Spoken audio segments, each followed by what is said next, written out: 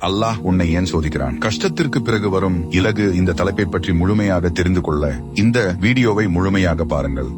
ஒரு மனிதன் நீண்ட நாட்களாக ஒரு பிரச்சனையில் இருக்கிறான். தினமும் எழுந்தவுடன் அதே கவலை, இரவு தூங்குவதற்கு முன்பும் அதே கவலையில் வேலை செய்து கொண்டிருந்தாலும் அதே கவலை, மனதில் அதே பிரச்சனை, மக்களுடன் பேசிக் கொண்டிருந்தாலும் உள்ளுக்குள் அதே சிந்தனை. சில நேரங்களில் அவனுக்கு ஒரு கேள்வி வரும், இந்த பிரச்சனை எப்போது முடியும்? இன்னும் எவ்வளவு நாள்? என்னுடைய வாழ்க்கை எப்போது மாறும்? நான் எப்போது நிம்மதியாக இருப்பேன்? இந்த கேள்விகள் உங்கள் மனதிலும் இருக்கலாம். ஒருவேளை நீங்கள் பல நாட்களாக ஒரு பதிலை எதிர்பார்த்துக் கொண்டிருக்கலாம், ஒரு மாற்றத்தை எதிர்பார்த்துக் கொண்டிருக்கலாம், ஒருவேளை எதிர்பார்த்திருக்கலாம், தெரிவித்துக் கொண்டிருக்கலாம், ஒரு நல்ல செய்தியை எதிர்பார்த்துக் கொண்டிருக்கலாம். ஆனால் இன்னும் எதுவும் மாறாமல் இருக்கலாம். அப்படியானால் இன்று அல்லாஹ்வின் இந்த வார்த்தையை உங்கள் இதயத்தோடு கேளுங்கள். சௌரஷரஃப இன்மாலுஸ்ரி யுஸ்ரான், இன்மாலுஸ்ரி யுஸ்ரான். நிச்சயமாக கஷ்டத்துடன் இலகி இருக்கிறது. டீல் வச்சு இருக்கிறது. நிச்சயமாக கஷ்டத்துடன் இலகி இருக்கிறது. ஒரே விஷயம் 2 முறை அல்லாஹ் சொல்கிறான், கஷ்டத்துடன் இலகி இருக்கிறது, மீண்டும் கஷ்டத்துடன் இலகி இருக்கிறது. அல்லாஹ் கஷ்டத்திற்கு பிறகு மட்டும் இலகு வரும் என்று சொல்லவில்லை. கஷ்டத்துடன் இலகு இருக்கிறது என்று சொல்கிறான். அதாவது நீ இப்போது கஷ்டத்தில் இருக்கும் போதே அல்லாஹ்வின் கருணை உனக்குள் வேலை செய்து கொண்டிருக்கலாம். நீ இன்னும் பார்க்கவில்லை, ஆனால் அது இருக்கலாம். ஒரு விதை மண்ணுக்குள் புதைக்கப்படும் போது வெளியில் இருந்து பார்த்தால் மண்ணுக்குள் ஒரு புதிய வாழ்க்கையை உருவாகி கொண்டிருக்கிறது. அதே போல உன் வாழ்க்கையில் சில விஷயங்கள் இப்போது அழிந்துவிட்டது போல தோன்றலாம். ஆனால் அல்லாஹ் உனக்காக ஒரு புதிய கதையை உருவாக்கி கொண்டிருக்கலாம். நீ பார்க்க முடியவில்லை என்பதற்காக அது நடக்கவில்லை என்று அர்த்தமில்லை. நம்முடைய பெரிய பிரச்சனை என்ன தெரியுமா? நாம் பதில உடனே பார்க்க விரும்புகிறோம். நாம் துஆ செய்தால் அடுத்த நாளே பதில் வேண்டும். நாம் முயற்சி செய்தால் உடனே அதன் பலன் வேண்டும். ஆனால் அல்லாஹ்வின் திட்டத்திற்கு நாம் நல்லது செய்தால் உடனே அதன் பலன் வேண்டுமானால் அல்லாஹ்வின் திட்டத்திற்கு நம்முடைய நேர அட்டவணை கிடையாது. அவனுடைய நேரம். நாம் ஒரு கதவை பார்த்து இதுதான் எனக்கு வேண்டும் என்று சொல்லலாம். ஆனால் அல்லாஹ் அந்த கதவுக்கு பின்னால் இருக்கும் விஷயத்தை அறிந்தவன். அதனால் அவன் அந்த கதவை மூடினால் உடனே அல்லாஹ் எனக்கு உதவவில்லை என்று சொல்லாதே. சில நேரங்களில் மூடிய கதவே ஒரு பாதுகாப்பாக இருக்கலாம். நீ ஒரு வேலைக்காக துஆ செய்திருக்கலாம், அது கிடைக்கவில்லை. அந்த நேரத்தில் உனக்கு மிகவும் வேதனையா இருந்திருக்கலாம். ஆனால் சில மாதங்கள் கழித்து அதே வேலை உனக்கு கிடைக்காமல் போனதே ஒரு நன்மை என்று புரியலாம். அல்லது நீ விரும்பிய ஒரு மனிதர் உன் வாழ்க்கையில் இருந்து விலகி இருக்கலாம். அப்போது உன் இதயம் உடைந்திருக்கலாம். ஆனால் பிறகு அல்லாஹ் என்னை ஏன் அந்த உறவிலிருந்து காப்பாற்றினான் என்று நீ புரிந்து கொள்ளலாம். இது நம்முடைய வாழ்க்கையில் பலமுறை நடக்கும். நாம் ஒரு விஷயத்தை இழக்கும் போது அது நம்முடைய வாழ்க்கையின் முடிவு என்று நினைக்கிறோம். ஆனால் சில இழப்புகள் நம்மை இன்னும் பெரிய அழிவிலிருந்து காப்பாற்றி இருக்கலாம். அதனால் இன்று நீ ஏதாவது ஒன்றை இழந்திருந்தால் ஒரு நிமிஷம் நின்று இப்படி சொல்லிப்பாரு, யா அல்லாஹ், நான் ஏன் இழந்தேன் என்று எனக்கு தெரியாது. ஆனால் நீ அறிந்த நான் ஏன் இழந்தேன் என்று எனக்கு தெரியாது.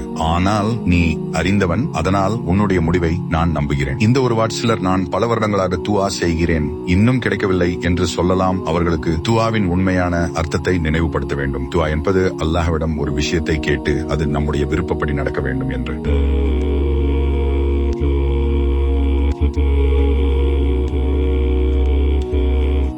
நாம் சொல்கிறோம், யா அல்லாஹ், எனக்கு இது வேண்டும், ஆனால் அதற்குள் எனக்கு இது நல்லதாக இருந்தால் என்று நம்பிக்கையையும் வைத்திருக்க வேண்டும். ஒரு தாய் தன்னுடைய சிறு குழந்தைக்கு அது கேட்கும் ஒவ்வொரு பொருளையும் கொடுப்பாளா? இல்லை. குழந்தை ஒரு கூர்மையான பொருளை கேட்கலாம். தாய் குழந்தை ஒரு கூர்க்க மாட்டால் குழந்தை அழலாம். எனக்கு அது வேண்டும் என்று பிடிவாதம் செய்யலாம். ஆனால் தாய் அது குழந்தைக்கு தீங்கு என்று அறிந்ததால் கொடுக்காமல் இருக்கலாம். அல்லாஹ்வின் அறிவு நம்முடைய அறிவை விட எவ்வளவு உயர்ந்தது. அதனால் நாம் கேட்டது கிடைக்காத போது உடனே அல்லாஹ் என்னை மறந்துவிட்டான் என்று நினைக்காதே. அவன் நமக்கு தெரியாததை அறிந்தவன். அல்லாஹ் குர்ஆனில் சொல்கிறான், ஓக் சூரா அல்-பக்ரா வைஸா சாலக இபாதி அன்னி ஃபைன்னி கரீப் உஜீபு தாவத் தா இஸா தான் ஃபல்யஸ்தஜிபு லி வல்யுமினு பிலஅல்லஹும் யர்ஷுதூன. என் அடியார்கள் என்னை பற்றி உம்மிடம் கேட்டால் நிச்சயமாக நான் அருகிலே இருக்கிறேன். என்னை அழைப்பவரின் பிரார்த்தனைக்கு அவன் என்னை அழைக்கும் போது பதிலளிக்கிறேன். எனவே அவர்கள் எனக்கு பதிலளிக்கட்டும், என்னை நம்பிக்கை கொள்ளட்டும், அவர்கள் நேர்வழி பெறக்கூடும். எவ்வளவு அழகான வசனம்! அல்லாஹ் நான் அருகில் இருக்கிறேன் என்று சொல்கிறான். நீ அல்லாஹ் எங்கே என்று தேட வேண்டியதில்லை. உன் ரப்பை உன் துஆவில் அழைக்கலாம், உன் சுஜூதில் அழைக்கலாம், உன் கண்ணீரில் அழைக்கலாம். நீங்கள் கவனித்திருக்கிறீர்களா? மனிதர்களிடம் நாம் அதிகமாக பேசும்போது சில நேரங்களில் அவர்கள் சலித்து விடுவார்கள். ஒரே பிரச்சனையை மீண்டும் மீண்டும் சொன்னால் இதையே எத்தனை தடவை சொல்வாய் என்று கேட்கலாம். ஆனால் அல்லாஹ்விடம் நீ ஒரே விஷயத்தை 100 முறை கேட்கலாம், 1000 முறை கேட்கலாம், மீண்டும் மீண்டும் மீண்டும் அவன் சலிப்பதில்லை. நீ அழைப்பதை அவன் விரும்புகிறான். அதனால் துஆவை கடைசி வழியாக பார்க்காதே, முதல் வழியாக பார். சில நேரங்களில் நமக்கு பிரச்சனை வந்த பிறகுதான் நாம் அல்லாஹ்வை அதிகமாக அழைக்கிறோம். அது ஒரு நல்ல விஷயம். ஆனால் பிரச்சனை முடிந்த பிறகு அல்லாஹ்வை மறந்து விடாதே. கஷ்டத்தில் மட்டும் அல்ல, சந்தோஷத்திலும் அல்லாஹ்வை நினை. பணம் இல்லாத போது மட்டும் அல்ல, பணம் இருக்கும் போதும் அல்லாஹ்வை நினை. நோயில் மட்டும் அல்ல, ஆரோக்கியத்திலும் அல்லாஹ்வில் மட்டும் அல்ல. சிரிக்கும் போதும் அல்லாஹ்வை நினை. ஏனென்றால் ஒரு முஃமினின் வாழ்க்கை கஷ்டத்தில் அல்லாஹ்வை நினைத்து சந்தோஷத்தில் மறந்து விடுதல்ல, எல்லா நிலையிலும் அல்லாஹ்வோடு இணைந்திருப்பது. இப்போது ஒரு சிறிய பழக்கத்தை ஆரம்பிக்கலாம். நீ தினமும் குறைந்தது சில நிமிடங்கள் உன் போனை விட்டு விலகி அமைதியாக உட்காரு. அல்லாஹ்வை நினை. அஸ்தக்ஃபிருல்லாஹ் என்று, சுப்ஹானல்லாஹ் என்று சொல்லு, அல்லாஹு அக்பர் என்று சொல்லு, அல்ஹம்துலில்லாஹ் என்று சொல்லு, அல்லாஹ் என்று சொல்லு. இது உன் மனதில் இருப்பதை அல்லாஹ்விடம் சொல். இது உன் இதயத்திற்கு மிகப்பெரிய அமைதியை தரலாம். அல்லாஹ் குர்ஆனில் சொல்கிறான்,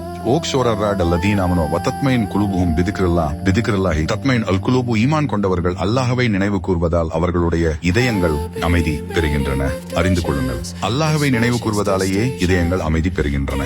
நீ எவ்வளவு பணம் வைத்திருந்தாலும் இதயம் அமைதியாக இல்லை என்றால் அந்த பணம் உனக்கு முழுமையான நிம்மதியை கொடுக்காது. நீ எவ்வளவு பிரபலமாக இருந்தாலும் இதயம் அமைதியாக இல்லை என்றால் அந்த புகழ் உன்னை காப்பாற்றாது. நீ எவ்வளவு பொருட்களை வாங்கினாலும் இதயத்தின் வெற்றிடத்தை நிரப்ப முடியாது. இதயத்திற்கு உண்மையான அமைதி அல்லாஹ்வின் நினைவில்தான். சில நேரங்களில் நம்முடைய பிரச்சனை வெளியில் இருப்பது போல தெரியும், ஆனால் உண்மையான பிரச்சனை நம்முடைய இதயத்துக்குள் இருக்கலாம். ஆனால் உண்மையான பிரச்சனை பெற வேண்டும் என்று நினைக்கிறோம். அது கிடைத்தால் நான் சந்தோஷமாக இருப்பேன் என்று நினைக்கிறோம். ஆனால் கிடைத்த பிறகும் இன்னொரு ஆசை இப்படி உலகம் முழுவதையும் பெற்றாலும் இதயம் நிறைவடையாமல் போகலாம். அதனால் அல்லாஹ் நமக்கு திருப்தி என்ற ஒரு பெரிய நன்மையை தர வேண்டும். நீ உன்னிடம் இருப்பதை ஒரு நிமிஷம் எண்ணிப்பார்கள். உன் கண்கள், உன் காதுகள், சுவாசம், உன் ஈமான், இவற்றில் எத்தனை விஷயங்களை நீ தினமும் அல்ஹம்துலில்லாஹ் என்று நினைக்கிறாய்? நாம் இல்லாத ஒன்றை நினைத்து வருத்தப்படுகிறோம். ஆனால் நம்மிடம் இருக்கும் 100 நன்மைகளை மறந்து விடுகிறோம். அதனால் சோதனை நேரத்தில் கூட முக்கியம். எனக்கு பிரச்சனை இருக்கிறது என்று மட்டும் பார்க்காதே. பிரச்சனை இருந்தாலும் அல்லாஹ் எனக்கு இன்னும் என்ன கொடுத்திருக்கிறான் என்று பாரு. நீ ஒரு பிரச்சனையில் இருக்கலாம், ஆனால் உன்னிடம் இன்னும் தொழுகை இருக்கலாம். உன்னிடம் இன்னும் தூவா இருக்கிறது. உன்னிடம் இன்னும் அல்லாஹ்வின் தொழுகை இருக்கிறது. உன்னிடம் இன்னும் தூவா இருக்கிறது. உன்னிடம் இன்னும் அல்லாஹ்வின் கதவு திறந்திருக்கிறது. இப்போது நீண்ட காலமாக சோதனையில் இருப்பவர்களிடம் ஒரு விஷயம் சொல்ல வேண்டும். தயவு செய்து உங்களை மற்றவர்களுடன் ஒப்பிடாதீர்கள்.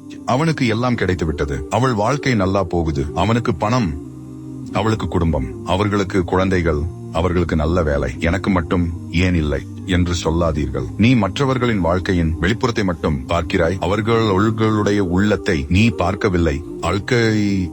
அவர்களின் இரவு கண்ணீரை நீ அறியவில்லை. அவர்களின் சோதனைகளை ஒவ்வொரு மனிதனுக்கும் அவனுக்கான ஒரு சோதனை இருக்கிறது. அதனால் உன் பாதையை உன்னுடைய பாதையாகவே பார். ஒரு மரம் ஒரே பாதை ஒரே நாளில் பெரியவனாகாது. ஒரு வீடு ஒரே நாளில் கட்டப்படாது. போல அதே ஒரு மனிதனுக்கு நேரம் தேவை. சில ஆட்களுக்கு நேரம் தேவை, சில தூவம் தேவை. நேரம் தங்களுக்கு நேரம் தேவை. சில காயங்களுக்கு ஆற நேரம் தேவை. அதனால் நேரம் எடுத்துக்கொள்வதை தோல்வி என்று நினைக்காதே. அந்த தனியா விடமாடு. இந்த சுயாக வச்சால் அந்த சூச்சு வீணாவிடி சிச்சால் அல்லா வெடிக்கினா ஈவு சிலுவினாவளை ஒருந்தருக்கும் இந்த கொஷாக்கை வீணாவளை ஆர் இன்னும் அந்த பொறுமை வீணாவளை அந்த சூஜுளை தொன்னவில்லா வீணாகவில்லை. அந்த சூ வீணாவளை தூங்குவதவில்லை. ஆனால் இன்னாகலை உங்களுக்கு உணர்ந்திரக்கிஞ்சம் தொடுங்கள். பிறகு சுஜுவல்கள் உம்மிடத்தை திறந்து அல்லாஹ்விடம் பேசுங்கள். அளவென்றாலை நான் பலவீனமாயி உங்கள் லாக்டேகள் ஒப்பமாக இருந்தாலும் பரவாயில்லை. உன்னுடைய தொழிலை எனக்கு உள்ளை. என்னுடைய ஈன்னெடுக்கோழியட்டி என்னுடைய சொல்லை நாளவீனமாக இச்சன் எண்டை காப்பார். என்னுடைய உள்ளை ஈமானை காப்போழில் கோட்டு காப்பார். என்னுடைய இதயத்தை காப்பாறு. என்னுடைய பாவங்களை மன்னி எனக்கு ஹலாலான வழிச்சு கிடைக்கொண்டவளை என் வலுவல்தை என்றாலும் உன்னுடைய முடிவில் திருப்தியாக உண்டை கூடிய இதயத்தை எனக்கு கொடு. யா அல்லாஹ், என் கண்ணீரை நன்மையாக மாறு. என் சோதனையை என் ஈமானின் உயர்வுக்கான காரணமாறு. என்னான சகோதரர்களை ஆழ்லி அன்னான சகோதரர்களை நீங்கள் ஈமானம் இலை முடிக்கலாய் முடிக்க அந்த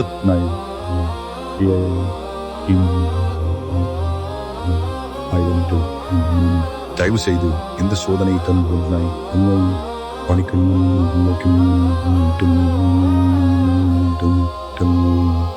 உலகம் உங்களை நிராகரித்தாலும் அல்லாஹ்வின் கதவு திறந்திருக்கிறது. மக்கள் உங்களை புரிந்து கொள்ளவில்லை என்றாலும் அல்லாஹ் உங்களை முழுமையாக அறிந்திருக்கிறான். உங்கள் துவா தாமதமாக இருந்தாலும் அல்லாஹ் அதை மறக்கவில்லை. உங்கள் பாதை மெதுவாக இருந்தாலும் நீங்கள் பின்னால் சென்று கொண்டிருக்கிறீர்கள் என்று அர்த்தமில்லை. அடுத்த இறுதி பாட்டில் இந்த முழு செய்தியையும் ஒரு மிகப்பெரிய ரிமைண்டாக முடிப்போம். சோதனை முடிந்த பிறகு என்ன செய்ய வேண்டும், எப்படி நம்முடைய வாழ்க்கையை புதிதாக தொடங்குவது, எப்படி அல்லாஹ்வுடன் நம்முடைய உறவை வலுப்படுத்துவது, எந்த விஷயங்களை தினசரி வாழ்க்கையில் சேர்த்துக் கொள்ளலாம். மற்றும் நீண்ட காலமாக காத்திருக்கும் ஒருவருக்கு ஒரு கடைசி நம்பிக்கை செய்தி. அதை அடுத்த பாட்டில் பார்க்கலாம். அதுவரை இந்த 2 வசனங்களை மறக்காதீர்கள். ஃபன் மாலுஸ்ரி யுஸ்ரா, நிச்சயமாக கஷ்டத்துடன் இலகு இருக்கிறது. அல்லாஹ் பிசிக்ரல்லாஹி தத்மைன் அல்குலூபு, அல்லாஹ்வை நினைவு கூறுவதாலேயே இதயங்கள் அமைதி பெறுகின்றன. அல்லாஹ் நம் எல்லா சோதனைகளையும் எளிதாக்குவானாக, நம் இதயங்களுக்கு அமைதியை வழங்குவானாக, நம் துவாக்களை ஏற்றுக்கொள்வானாக, நம்மை அவனுக்கு பிடித்த அடியார்களாக ஆக்குவானாக. ஆமீன் யா ரப்பல் ஆலமீன். இந்த வீடியோ உங்களுக்கு பயனுள்ளதாக இருந்திருந்தால் மறக்காமல் ஒரு லைக் போடுங்கள்.